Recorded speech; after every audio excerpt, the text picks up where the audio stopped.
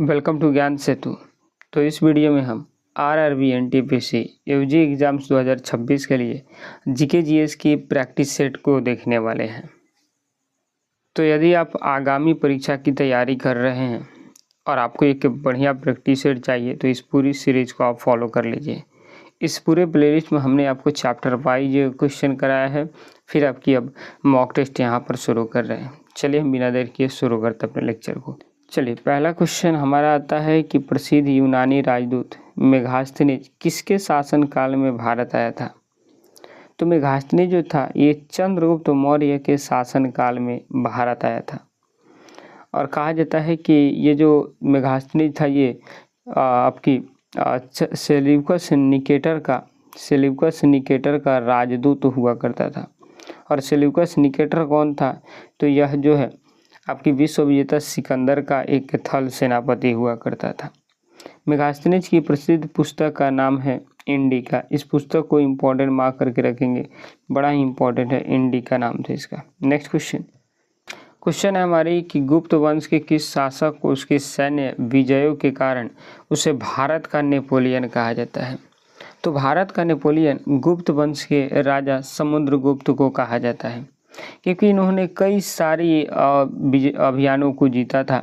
और इतिहासकार V A Smith ने ही इसको आपके भारत का नेपोलियन कहा। और साथ ही जो मतलब भारत का नेपोलियन कहने का मतलब जो कभी नहीं हारता हो। और समुद्रगुप्त के सिक्का पर जो है इनको बीना बजाते हुए भी दिखाया गया है, जिसके कारण हमको समझ में आता है कि यह बहुत बड़ा संगीत प्रेमी हुआ करता था। नेक्स्ट क्वेश्चन हमसे पूछ रही है कि भारतीय राष्ट्रीय कांग्रेस के किस अधिवेशन में पहली बार पूर्ण स्वराज की मांग करी गई थी। तो भारतीय राष्ट्रीय कांग्रेस के 1929 के लाहौर अधिवेशन में पहली बार पूर्ण स्वराज की मांग करी गई थी। 1929 में जो अधिवेशन हुआ था, इस अधिवेशन की अध्यक्षता आपकी पंडित नेहरू के द्वारा किया गया था। किनके द्वारा?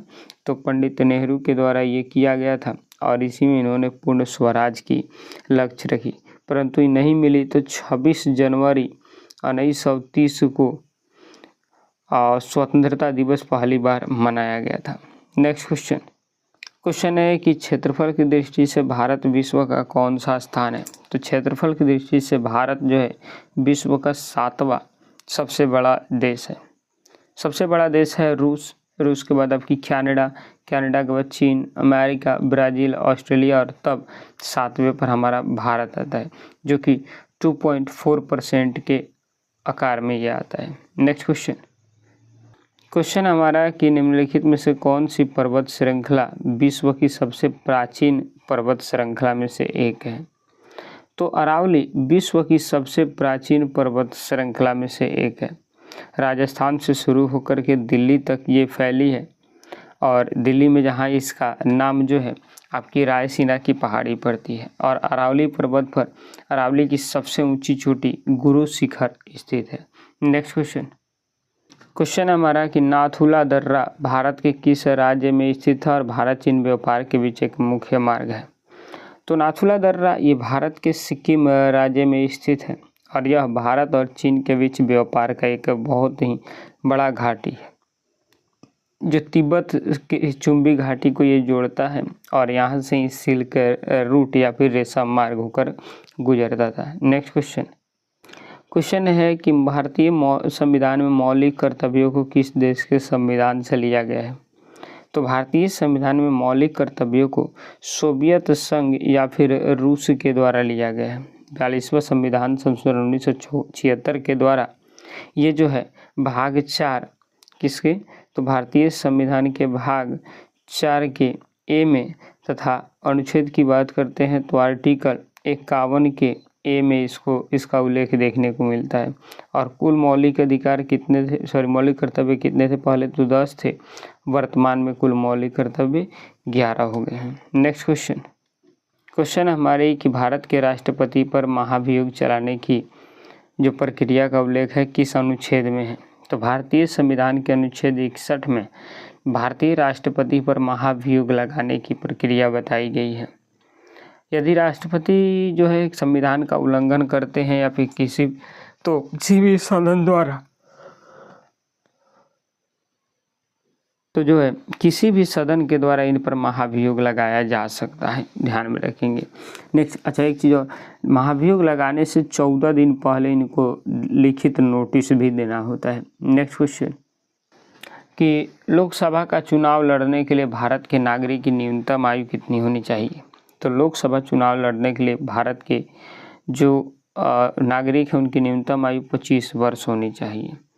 ठीक, तो 25 वर्ष होना चाहिए लोकसभा चुनाव के लिए, जबकि यदि राज्यसभा और विधान परिषद के लिए अगर आप लड़ रहे हैं तो आपकी एज जो होनी चाहिए 30 साल होनी चाहिए और मताधिकार का अधिकार 18 वर्ष होनी चाहिए। नेक्स्ट क्वेश्चन हमारा कि भारत में नीली क्रांति का संबंध मुख्य रूप से किस क्षेत्र के उत्पादन से है?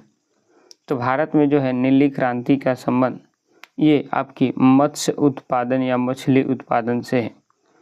नीली क्रांति से मछली और समुद्री जीवों के उत्पादों को बढ़ाया गया है और जो दुग्ध उत्पादक है इसको श्वेत क्रांति भी कहा जाता है, इसको ध्यान में रखेंगे। नेक्स्ट क्वेश्चन हमारा कि मानव विकास सूचकांक प्रतिवर्ष किस वैश्विक संस्था द्वारा जारी किया जाता है? तो एक संस्था है UNDP, United Nation Development Programme. इसके तहत हर साल ह्यूमन डेवलपमेंट इंडेक्स पारित किया जाता है। इसको देने वाले थे 2 अर्थशास्त्री, डॉक्टर महबूब उल हक और दूसरे आपके अर्थशास्त्री थे प्रोफेसर अमर्त्य सेन। इन दोनों के द्वारा ये दिया गया था। ठीक, नेक्स्ट क्वेश्चन।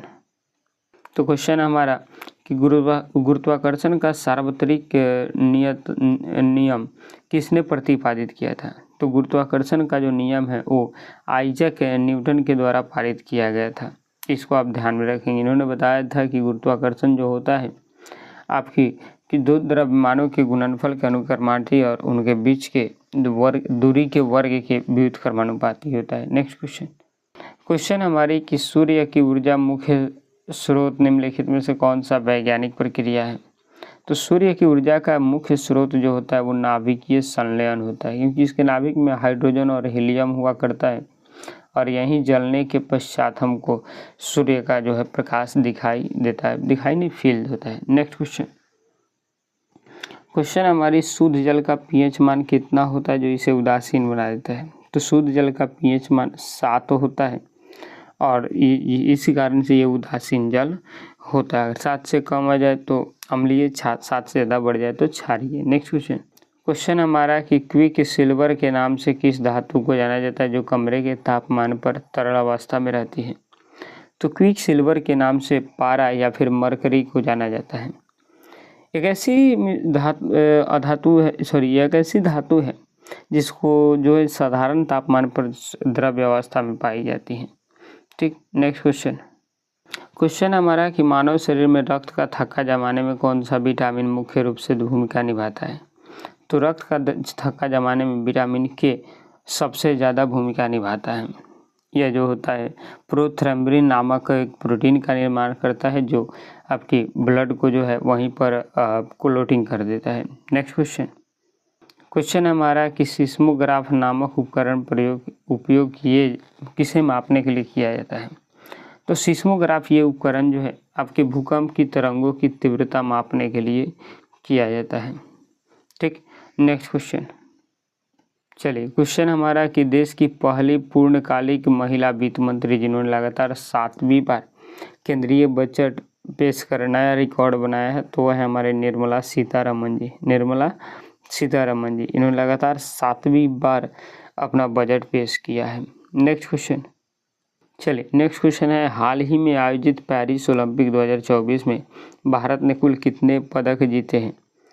तो इस पेरिस ओलंपिक में भारत ने कुल 7 पदक जीते हैं, जिसमें से एक पदक जो है नीरज चोपड़ा ने भाला फेंक में भी जीता है, तो 6 कांस्य पदक है, 1 रजत पदक है और 6 जो है कांस्य पदक है, जिसमें मनु भाकर जी ने 2 ऐतिहासिक पदक शामिल किए हैं। नेक्स्ट क्वेश्चन है कि प्रसिद्ध हॉर्नबिल उत्सव प्रतिवर्ष भारत के किस उत्तर पूर्वी राज्यों में मनाया जाता है? तो हॉर्नबिल ये प्रतिवर्ष नागालैंड में मनाया जाता है। कहाँ पर? नागालैंड में मनाया जाता है। नागालैंड की एक बहुत अच्छा कल्चरल और आपकी लोक कला है और इसमें क्या होता है कि हर साल दिसंबर के सप्ताह में इसको मनाया जाता है। नेक्स्ट क्वेश्चन, चलिए क्वेश्चन हमारा कि काजीरंगा राष्ट्रीय उद्यान भारत के किस राज्य में है जो एक सिंह गैंडा के लिए फेमस है? तो काजीरंगा ये भारत के असम राज्य में स्थित है और जो कि एक सींग वाले गैंडे के लिए काफ़ी ज़्यादा फेमस होता है और इसे यूनेस्को के वर्ल्ड हेरिटेज साइट में भी शामिल कर दिया गया है। नेक्स्ट क्वेश्चन, क्वेश्चन हमसे बोल रहे हैं कि सार्क का मुख्यालय कहाँ है? तो सार्क एक क्षेत्रीय संगठन है जिसका मुख्यालय काठमांडू नेपाल में देखने को मिलती है और ये जो है भारत भी इसमें शामिल है। कुल 8 देश इस आपकी सार्क में शामिल है। नेक्स्ट क्वेश्चन, क्वेश्चन हमारा कि कंप्यूटर में अस्थायी डेटा को स्टोर करने वाली प्राथमिक मेमोरी रैम का पूर्ण रूप क्या होता है? तो डायरेक्ट रैम का रैंडम एक्सेस मेमोरी ये इसका फुल फॉर्म होता है। नेक्स्ट क्वेश्चन, चलिए तो क्वेश्चन हमारा कि अंतरिक्ष में जाने वाले प्रथम भारतीय अंतरिक्षी कौन थे और उन्होंने यह उपलब्धि किस वर्ष हासिल करी थी?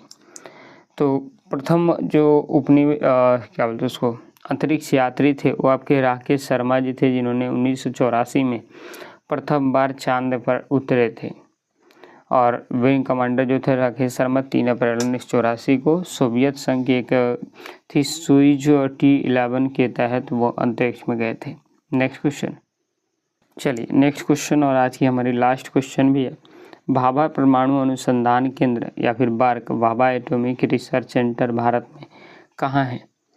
तो भाभा परमाणु अनुसंधान केंद्र जो है वर्तमान में भारत में ट्राम्बे मुंबई या महाराष्ट्र में है। भाभा के परमाणु कार्यक्रम के जनक डॉक्टर होमी जहांगीर भाभा के नेतृत्व में इसको शुरू किया गया था। आप मेरे को कमेंट में आंसर देंगे कि अभी भाभा का अध्यक्ष कौन है, इसका आप आंसर मेरे को कमेंट बॉक्स में देंगे। मिलेंगे आपसे एक और नई वीडियो में, तब तक के लिए जय हिंद जय भारत।